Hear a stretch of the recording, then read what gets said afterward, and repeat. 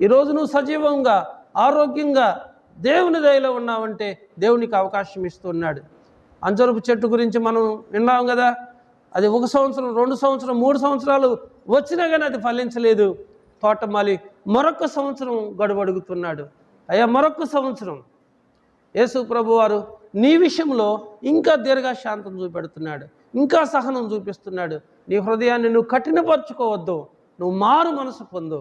ఇందాక మనం చదువుకున్నాం కదా, వారికి కలిగిన వేదనలను బట్టి, వారికి కలిగిన పనులను బట్టి, వారికి వచ్చిన శ్రమలను బట్టి వారు దేవుణ్ణి మహిమపరచలేదు, కానీ దేవుని నామాన్ని దూషిస్తూ వచ్చారట. ఈ కల్వరి శిలువలో మొదటి దంగు కూడా దేవుని దూషిస్తూనే వస్తున్నాడు. ఎందుకంటే ఆయన దేవునికి భయపడట్లేదు, ఆయన చేసిన పాపాన్ని ఒప్పుకోవట్లేదు. కానీ దేవుడు కాపాడాలని కోరుకుంటున్నాడు, దేవుడు రక్షించాలని కోరుకుంటున్నాడు.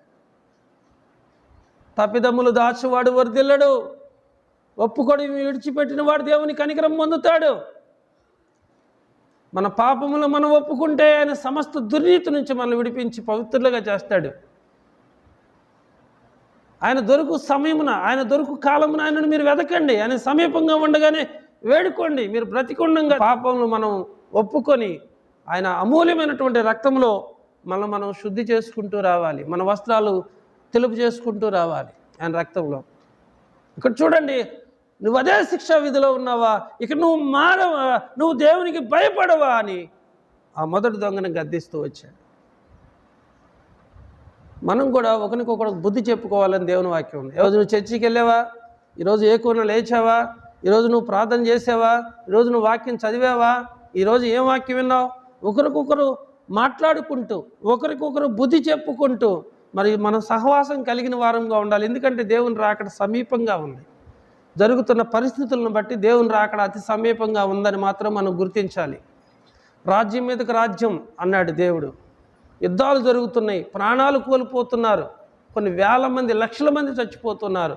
దేవుని రాకడకు మాత్రం ఈ సూచనలు కనుక మీరు ఆస్తులు సంపాదించుకునే తపనలో కాకుండా మారు మనసు పొందే ప్రయత్నం మీరు చేయండి. బాప్తీసాలు తీసుకున్నాం, బాప్తీసం తీసుకోవటం మంచిదే, కానీ వాక్యానుసారంగా నడవటం చాలా మంచిది. ఉదయం సాయంత్రం నీ గృహాన్ని ఊడ్చుకున్నట్లుగా, మరి మన దేహాన్ని మబలం చేసుకుంటున్నట్లుగా, అలాగే మన పాపాలను కూడా మనం ఎప్పటికప్పుడు ఒప్పుకుంటూ విడిచిపెడుతూ మనం పరిశుద్ధులుగా దేవుని సన్నిధిలో ఉంటూ ఉండాలి. ఇక్కడ చూసినట్లయితే ప్రియమైన వాళ్ళారా, రెండవ దంగలో మార్పు వచ్చింది కాబట్టి మాట్లాడుతున్నాడు ఆయన. దేవుడు కఠినమైనటువంటి హృదయాలను కూడా కరిగించగలడు, రాతి హృదయాలను కూడా మాంస హృదయాలుగా దేవుడు మార్చగలడు.